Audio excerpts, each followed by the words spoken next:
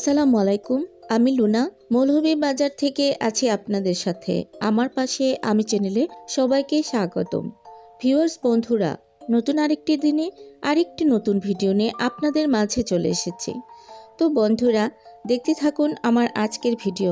শুরুতেই সবাইকে বলে দিচ্ছি, যারা আমার ভিডিওতে আজকে নতুন এসেছেন, প্লিজ আমার ভিডিওর কোনো অংশ যদি আপনার মনে একটু স্থান পেয়ে যায়, আমার চ্যানেলটিকে সাবস্ক্রাইব করে আমার পাশেই থেকে যেতে পারেন। সেই সাথে সুন্দর করে একটি কমেন্ট করবেন, আর লাইক তো বন্ধুরা অবশ্যই আশা করছি। তো বন্ধুরা, প্রতিদিনের মতো কিছু কাজকর্ম দিয়ে আমার ভিডিওটি আজকে আমি সাজিয়েছি। আপনারা প্রথম থেকে শেষ পর্যন্ত প্লিজ ভিডিওটি স্কিপ না করে দেখতে পারেন। আর সেই সাথে একটি কথা বলে দিচ্ছি, থাম্বনেইলে সবাই লেখা দেখেছেন মাত্র 1.5 লক্ষ টাকার বিনিময়ে ডিভোর্সটা সম্পূর্ণ হয়েই গেল। হ্যাঁ বন্ধুরা, এই বিষয়ে আপনাদের সাথে কিছুক্ষণ পরেই আমি কথা বলবো। এখন হচ্ছে আমি আজকে পেঁয়াজের যে কলি বলি আমরা, ওইটা রান্না করছিলাম, ভাজি করছিলাম। তো একটু বেশি গলে গেছে বন্ধুরা, আপনারা দেখে নেন। তো বেশ টেস্ট হয়েছিল, কিন্তু যাই হোক, তারপর আমি কি করব সেটাও দেখবেন, কোথায় যাব তা তো অবশ্যই দেখবেন। আজকে কিন্তু আমার মা বাসায় আছেন, তো আমার মা একটু বাইরে যেতে চাচ্ছেন। তো ভাবলাম আমি কিছু ফল কিনে আনবো, তো আম্মুকে সাথে নিয়ে যাই। মানে আম্মু একদমই বের হতে পারেন না, ওনার বের হলে মানে হাঁটতে একটু সমস্যা হয়। যাই হোক, তো মাকে নিয়ে আর আমার মেয়েকে নিয়ে বাইরে যাব, অনেক বেশি ভালো লাগছে। তো বন্ধুরা, সেই পর্যন্ত আশা করছি সবাই আমার সাথেই থাকবেন। আর এখন পর্যন্ত যারা আমার ভিডিওর সাথে আছেন কিন্তু এখন একটি লাইক দেননি, প্লিজ বন্ধুরা একটা লাইক অন্তত এখন দিয়ে দিতে পারেন। আপনার একটি লাইকের কারণে আর অনেক ভাই বোন আমার ভিডিওটি দেখার সুযোগ পাবে। আচ্ছা বন্ধুরা, এখন কিন্তু আমি আমার মূল ঘটনাতে ফিরে আসছি।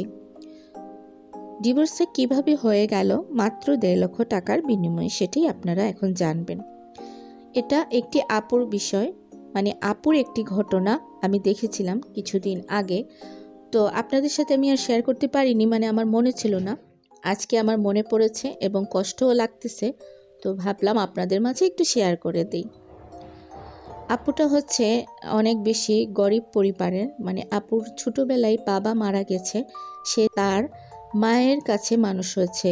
মা খুব আর্থিকভাবে বিপদগ্রস্ত ছিল, সে নিজেও, কারণ যেহেতু ওই পরিবারেই সে বাস করে। তার মা কিন্তু মানুষের বাসায় কাজ করে তাকে জন্ম থেকে এত বড় করেছে, তাকে সেরকম কোনো কষ্ট দিতে দেয়নি।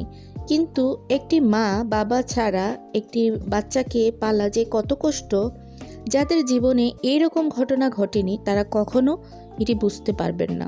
তারা বোঝার মানে তাদের বোঝার অপেক্ষা থাকে না, আর অনেকে ইচ্ছা করেও বুঝেন না, এটাও আছে। তো সেই কথাই আর নাই যাই।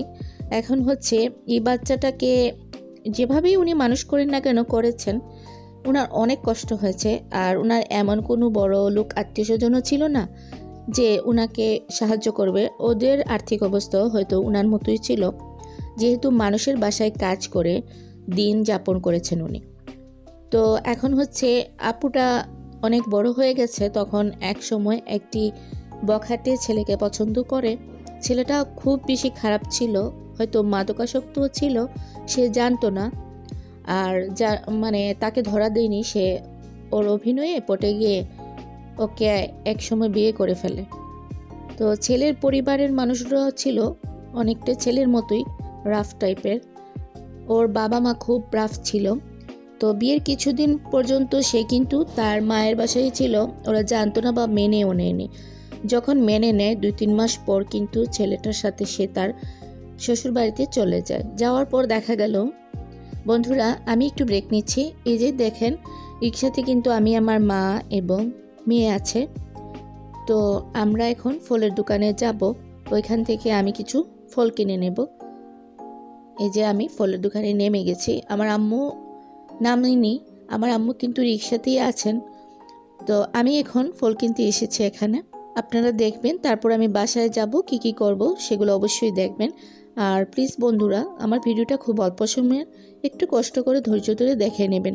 তো যাই হোক, আমি ফল কিনতেছি আর এখন আপনাদের সাথে আমার সেই গল্পটি আবার শেয়ার করছি। তো যাই হোক, ছেলেটি যখন মেয়েটিকে তার মানে বাবার বাড়িতে নিয়ে যায়, আর মেয়েটি যখন শ্বশুর বাড়িতে যাওয়ার পর কিছুদিন পর থেকে তার উপর অমানবিক নির্যাতন শুরু হয়ে যায়।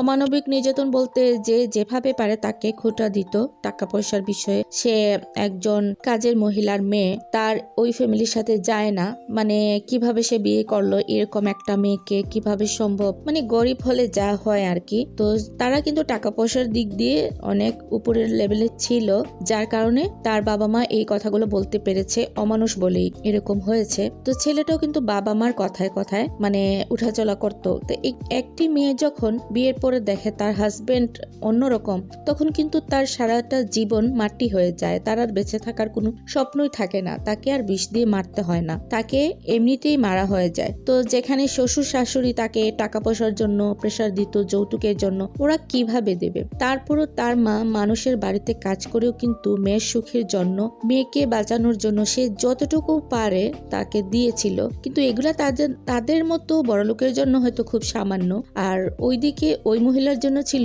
দুর্লভ। যতটুকু পেরেছে উনি মানুষের বাড়িতে চেয়ে কাজ করে টাকা এনে দিয়ে ওকে কিছু ফার্নিচারও দিয়েছিল, কিন্তু ওদের চোখে এগুলা লাগেনি। ওরা সুযোগ পেলেই ওকে মারধরের জন্য প্রস্তুত করত, মানে ছেলেটিকে দিয়ে মার খাওয়াতো, কথা শোনাতো, বাবার বাড়িতে পাঠিয়ে দিত, বা নির্যাতন সহ্য করতে না পেরে মেয়েটি কিন্তু চলে আসতো বাবার বাড়িতে। তো আসার পরেও সে কিন্তু ওকে এত বেশি ভালোবাসতো যে ছেলেটা ফোন ধরতো না, অনেক সময় বন্ধ করে রেখে দিত, কিন্তু সে তার হাজবেন্ডকে ফোন দিয়েই যেত, কথা বলার চেষ্টা করেই যেত যেভাবে পারে, যখন যেভাবে পারে। তারপর কয়েকবার সে নিজে বাধ্য করে আবার চলে এসেছে শ্বশুর বাড়িতে। এত কিছুর পর কিন্তু মানে আমি জানি না কেন, আসলে মনে হয় কাউকে ভালোবাসতে সত্যিকারের ভালোবাসা মনে হয় এরকমই হয়। এত ইয়ের পরও আমি জানি না কেন সে এখানে থাকতে চাচ্ছে বা ওকে ছাড়তে চাচ্ছে না, আমি জানি না। তো আমারও খুব খারাপ লেগেছিল এবং আমি বুঝতে পেরেছি এরকম হয় হঠাৎ কোনো মানুষের জীবনে। তো একটা পর্যায়ে ওর বাবা মা মানে ওকে ডিভোর্স দেওয়ার জন্য বাধ্য করছিল মেয়েটাকে, ওর শ্বশুর শাশুড়ি, ছেলেটার বাবা মা।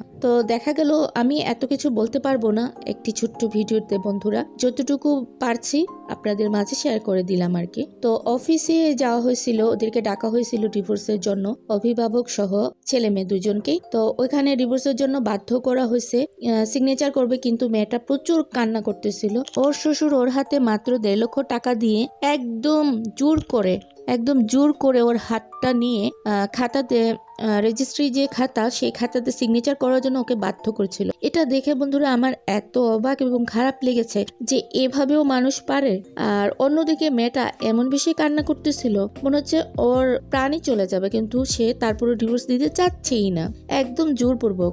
আর ছেলেটা আবার বসে আছে অন্য সাইডে ওর মায়ের সাথে, বাবার সাথে, অভিভাবকদের সাথে। সে কিন্তু মানে একদম রেডি, তাকাচ্ছেই না। অফিসের অন্য লোকরা প্রশ্ন করতেছিল যে ডিভোর্সটা কি দিতেই হবে, আপনি একদম প্রস্তুত, না দিলে হয় না। সে একদম এক কথাই যে না দিয়ে দিবে, আর মেয়েটা কিন্তু তা করছেই না, সে পারতেছে না, সে এমন ভাবে কাটতেছে, কি বলবো আসলে। আপনারা কেউ অবাক হবেন, কেউ অবিশ্বাসও করতে পারেন, আবার অনেকে বিশ্বাসও করবেন, কারণ এই ঘটনাটা তো অন্য একজনের ঘটনা, আর আমি কেনই বা ভুল বলবো, আমি যা দেখেছি তাই তো আপনাদেরকে বললাম। তো শেষ পর্যন্ত ডিভোর্সটা হয়ে গেছে, আর ও মানসিক ভাবে এত ভেঙে পড়েছিল।